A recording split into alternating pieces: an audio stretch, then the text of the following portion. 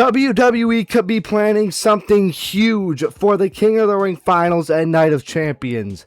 Let's go over the biggest sports news of the week, including WWE, NFL, and NBA. Welcome to the Latte's Vision, episode 22. Let's get into it. As I said, WWE might be planning something huge for the King of the Ring finals at Night of Champions. And the reasoning I say that is because the creative plans for the King of the Ring finals between Obafemi and Jey Uso has been kept very, very quiet, unlike all the other matches on the card. And secrets, real true secrets, are not very common in the WWE these days because of the internet. However, I don't really get it because it's really not that difficult to keep a secret. But WWE is seemingly trying very hard to keep this a secret, and that concerns me but also intrigues me. This is already scheduled to be the opening match. By the way, I will be streaming Night of Champions this Saturday when it comes on. But it concerns me because I'm so worried that Jey Uso is going to win. And if you watched my Night of Champions predictions video yesterday, you would know I did predict Jey Uso to win this. Not because it's what I want, but because that's just what I see WWE doing. And I am honestly so intrigued for this King of the Ring finals. Who wins the Cody Rhodes triple threat match? Who wins Seth versus Braun? Because there is just so many different directions that WWE could go for SummerSlam. We could get Cody versus Randy. We could get Cody versus Oba. We could get Cody versus Jay. We could get Cody versus Punk. We could get Roman versus Oba. We could get Brock versus Oba. We could get Seth versus Roman. There is just so many different ways that this could end. Does Brock Lesnar attack Oba at all? Does he attack him during the match? Does he attack him after the match? If he attacks him during the match, does he cost him the match? Does Brock Lesnar even show up? Does the Bloodline show up? I mean, it's so confusing, but I really like it. I am just still, though, so concerned that WWE is not going to make the right decision with this match. I ran a poll, or I'm currently running a poll on my YouTube community tab where I try to do polls every day. And I asked, who do you think will win King of the Ring, Oba or Jay? And right now, with 15 votes, it is 100% Obafemi, but I just don't know how people can be so sure of that. The obvious correct answer here is to have Oba win. And like my dream scenario for this match is Oba wins clean and then Brock Lesnar attacks him after the match. We get Brock versus Oba night 1, Roman Oba night 2. Absolute cinema. That would be perfect, and it would make Obafemi have the push of a lifetime and become an absolute uber megastar in the business. And that goes along with this next report of Triple H saying that Obafemi is going to be as big as a star as anyone has ever been in this business. Ever. That is crazy and well deserved. And I really hope that this is foreshadowing to him main eventing both nights of SummerSlam. Do I trust that it is? No, but a man could hope. But back to the topic of Night of Champions, there have reportedly been multiple finishes discussed internally for the Seth Rollins versus Braun Breaker Steel Cage match at Night of Champions. And I initially said in my predictions video, if you are going to have if you're going to have Seth Rollins win, the only reason he should win is if he's going to face Roman Reigns, because it would make sense. However, I have since changed my mind. Braun Breaker should win this no matter what. You can still have Seth Rollins go after Roman Reigns because he's Seth Rollins. He doesn't need to win this. Braun Breaker doesn't need to win it necessarily either, but he 100% should. He needs it a lot more than Seth Rollins does. And Night of Champions will also kick off with the King of the Ring match first and then the Queen of the Ring match, both on the first hour on ESPN. And this is a risky move because if they make two terrible decisions, it's going to be real bad. Like, just imagine they kick off the show with King Jay and King Liv. or Queen Liv, King J and Queen Liv, nobody's watching the rest of the show. It's over. You ruined the entire show for about 70% of the audience. So, very ballsy move from WWE. But if they make two amazing decisions in having Oba and Io win, oh baby. And lastly, here is the full card for Night of Champions. We have the show kicking off with Oba Femi versus Jey Uso in the King of the Ring finals. Then Liv Morgan versus Io Sky in the Queen of the Ring finals. Seth Rollins versus Braun Breaker in a steel cage match. I hate steel cage matches. I really wish they did a Hell in a Cell match. Ricky Saints versus Trick Williams for the men's U.S. title. Jade Cargill versus Tiffany Stratton for the women's U.S. title. And Cody Rhodes versus Gunther versus Sami Zayn for the undisputed WWE Championship. On paper, this is an absolute banger of a card. Just really hope that they don't mess this up. Chad Gable's new clapping routine that he does during his entrance is a reference to the Skull Chant, and that is what it's based off of, which is what I figured, because the first time I saw it, I was like, hey, that's the Skull Chant. If you don't know what the Skull Chant is, I'll play a clip of it right now.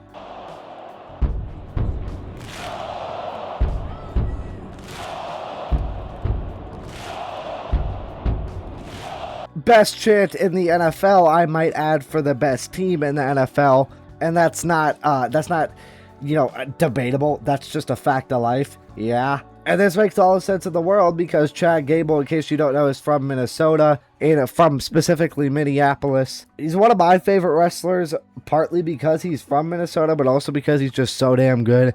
And hopefully the fact that they're giving him even a new chant means that not only are they giving him more opportunity to connect with the crowd, like, hopefully this just means they are giving him a big push. Staying on the topic of Minnesota sports, the Minnesota Timberwolves, the greatest basketball team of all time, have traded for Big Balls LaMelo Ball. The Wolves received LaMelo Ball and Josh, and the Hornets received Naz Reid, an unprotected 2033 first-round pick swaps for 2028, 2029, and 2030, and second-round picks in 2029, 2032, and 2033. Now, I am not a big basketball guy, but what I do know is that LaMelo Ball is damn good, and watching him and Anthony Edwards is going to be absolutely insane. The Timberwolves are very clearly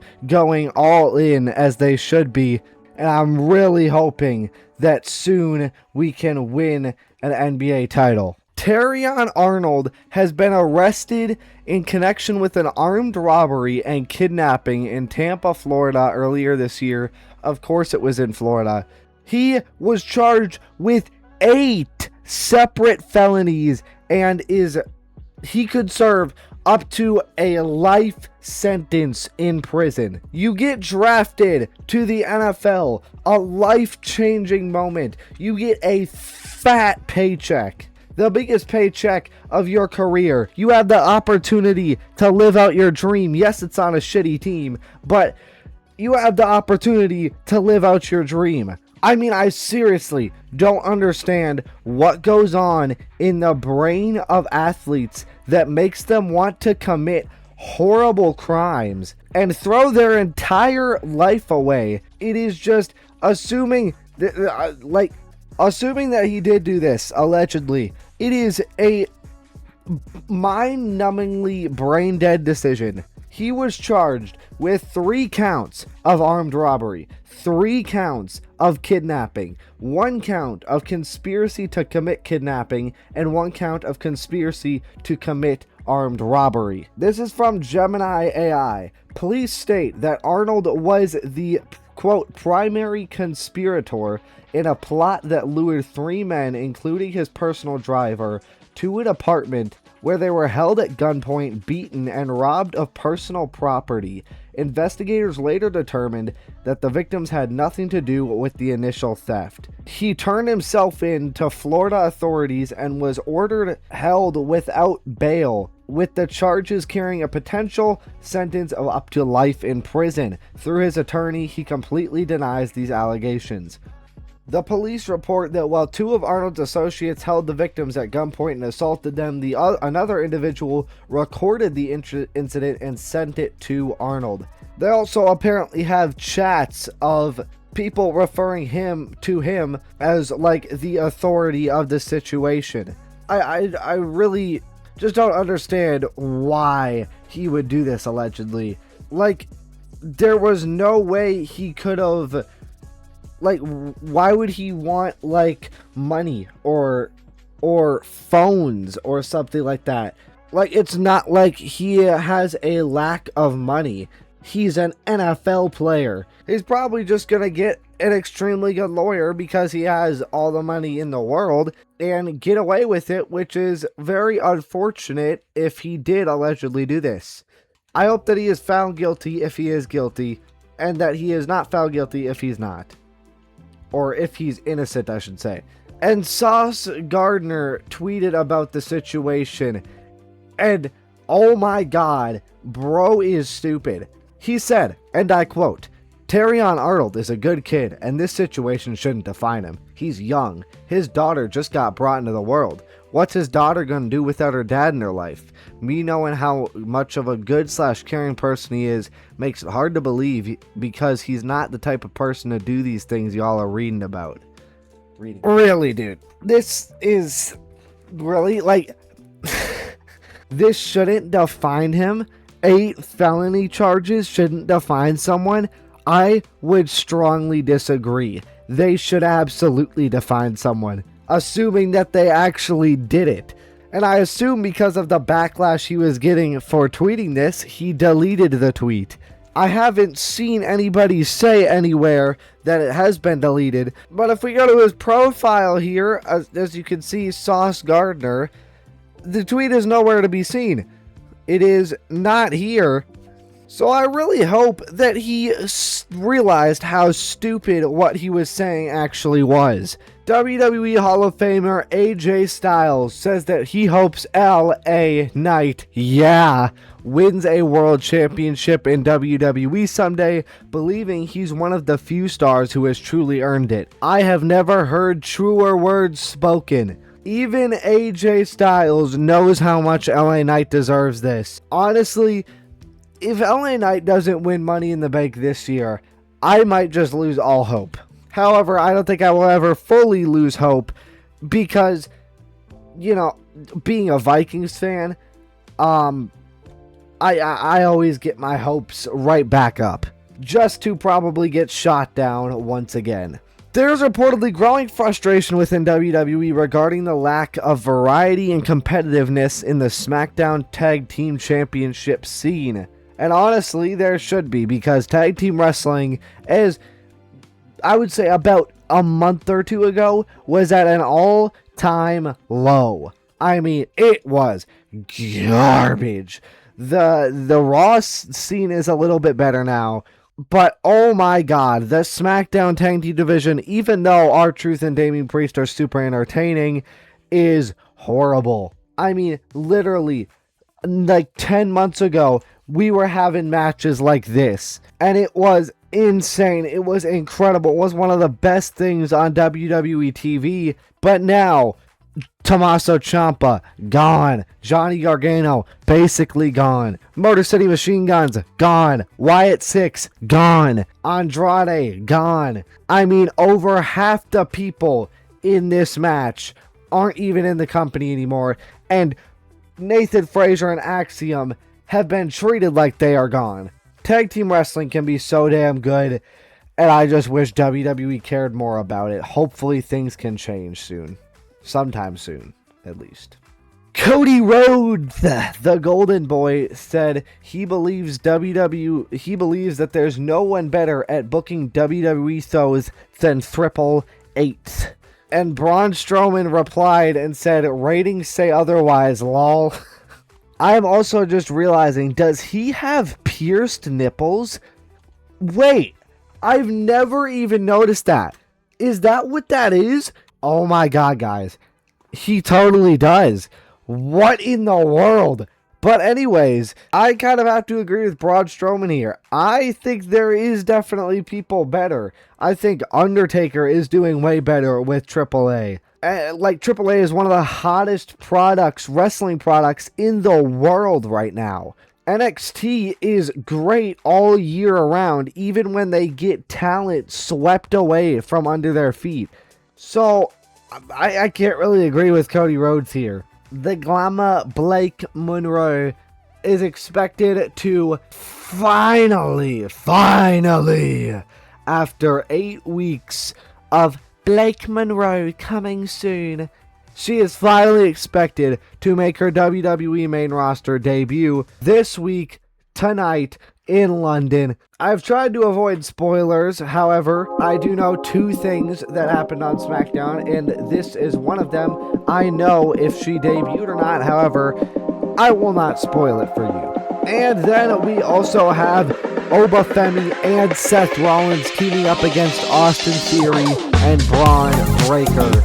Because in case you don't know, oh my god, my voice just cracked so bad. In case you don't know, after Raw this past Monday, Obafemi and Braun Breaker faced off at the end of the show and helped protect Seth from the Vision. I'll play the clip right now.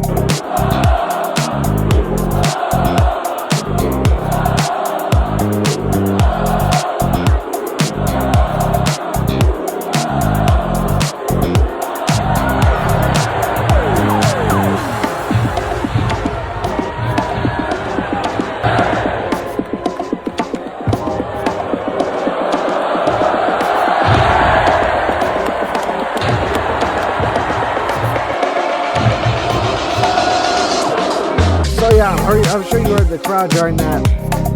I can't wait for this match when it does inevitably happen between Obafemi and Braun Breaker.